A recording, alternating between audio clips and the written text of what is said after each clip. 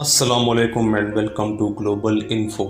King Tutankhamun के ख़जानों से मिलने वाला एक नेकलेस ऐसा भी था जिसमें बहुत ही अनोखा किस्म का कोई पत्थर लगा हुआ था। इस पत्थर की ख़ास बात यह थी कि आज से पहले किसी ने भी ऐसा पत्थर नहीं देखा था और ना ही कोई इसके बारे में जानता था।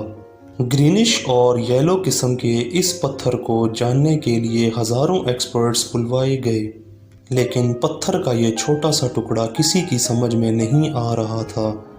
ये माना जाने लगा कि किंग टट के नेकलेस का ये पत्थर हमारी दुनिया से है ही नहीं, बल्कि किसी और प्लेनेट से यहाँ आया है। कुछ अरसे के बाद जब इस पत्थर की लैब टेस्टिंग की गई तो जो रिज़ल्ट आया उसने पूरी दुनिया को शॉक करके रख दिया। इजिप्ट में गीज़ा से 650 किलोमीटर दूर वैली ऑफ द किंग्स है।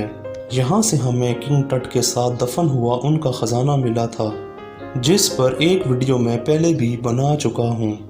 आज बात करेंगे उस ख़जाने में एक ऐसा मिस्टीरियस पत्थर जो किंग टट के नेकलेस के ऊपर लगा हुआ था।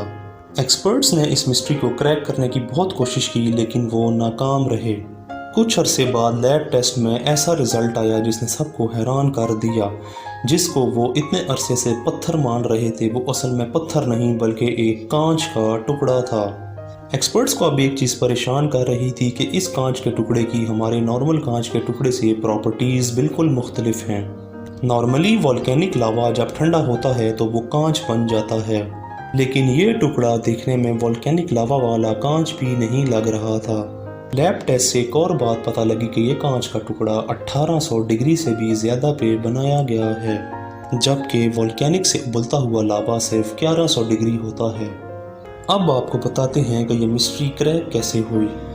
जैसा कि आप जानते हैं कि अफ्रीकन सहारा डेजर्ट बहुत बड़ा है, जो कि 92 लाख स्क्वायर किलोमीटर तक फैला हुआ है। इस डेजर्ट का एक हिस्सा इजिप्ट में भी आता है।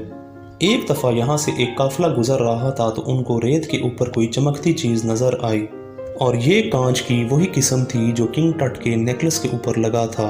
ये मंजर बहुत अजीब था क्योंकि अफ्रीकन सहारा डेजर्ट में इतने ज़्यादा कांच के टुकड़े पड़े हुए थे। ये बात पूरे इजिप्ट में आग की तरह फैल चुकी थी। जब रिसर्चर्स को पता चला तो रिसर्चर्स ने इस ग्लास को डेजर्ट ग्लास का नाम दे दिया।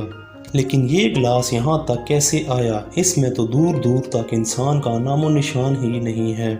यहाँ तो एक किंग टट वाले पत्थर का पता नहीं लग रहा था और अब ऐसे लाखों टुकड़े डेजर्ट में पाए गए। लैब टेस्ट से ये चीज़ कंफर्म हो गई कि ये टुकड़े वाकई ही हमारे अर्थ के नहीं हैं। एक और चीज़ पता चली कि ये ग्लास का टुकड़ा 3 करोड़ साल पुराना है। साइंटिस्ट का मानना है कि इस एरिया में बहुत ही बड़ा मीटियोराइट गिरा होगा। मीटियोराइट के अर्थ पे गिरने की सबसे बड़ी निशानी ये है कि वो बहुत ही बड़ा क्रेटर छोड़ जाता है, लेकिन रेगिस्तान के इस हिस्से में दूर दूर तक कोई क्रेटर मौजूद नहीं था। लेकिन फिर फारूक अल्बाज जो कि एक साइंटिस्ट थे और जियोलॉजिस्ट भी, उनने इस उलझी हुई गुत्थी को सुलझा ही लिया।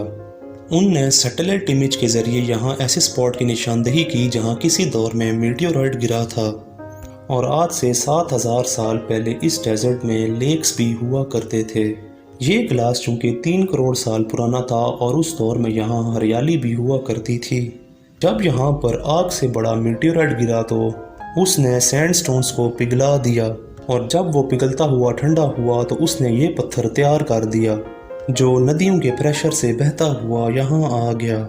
इसको प्योर सिलिका ग्लास भी कहा जाने लगा। मज़ीद मालूमाती वीडियोस देखने के लिए वीडियो को लाइक और चैनल को सब्सक्राइब करना ना भूलें।